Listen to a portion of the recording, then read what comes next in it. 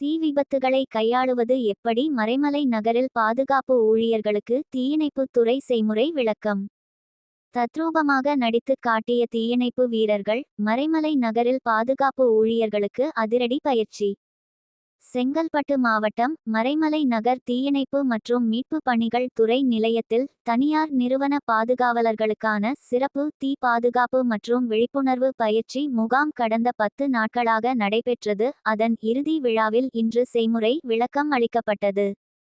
தொழிற்சாலைகள் மற்றும் தனியார் நிறுவனங்களில் எதிர்பாராத விதமாக தீ விபத்து ஏற்படும் போது தீயணைப்புத் துறையினர் சம்பவ இடத்திற்கு வருவதற்கு இடைப்பட்ட நேரத்தில் அங்கிருக்கும் பாதுகாவலர்கள் எவ்வாறு துரிதமாக செயல்பட வேண்டும் என்பதை விளக்குவதே இப்பயிற்சியின் முக்கிய நோக்கமாகும். நிலைய அலுவலர் கார்த்திகேயன் தலைமையில் நடைபெற்ற இந்த முகாமில் மறைமலை நகர் மற்றும் அதன் சுற்றுவட்டார பகுதிகளில் உள்ள பல்வேறு தொழிற்சாலைகளில் பணிபுரியும் 200க்கும் மேற்பட்ட பாதுகாவலர்கள் ஆர்வத்துடன் கலந்து கொண்டனர். பல்வேறு வகையான தீ விபத்துகளை எவ்வாறு கண்டறிவது மற்றும் அவற்றை அணைக்க வேண்டிய முறைகள் குறித்து விளக்கம் அளிக்கப்பட்டது. தீயணைப்பு உருளைகளை ஃபயர் எக்ஸ்டிங்விஷர்ஸ் சரியான முறையில் கையாளுவது குறித்து நேரடி விளக்கம் வழங்கப்பட்டது. விபத்து காலத்தில் புகையில் சிக்கிக் கொண்டவர்களை மீட்பது மற்றும் முதலுதவி அளிப்பது குறித்து விவரிக்கப்பட்டது.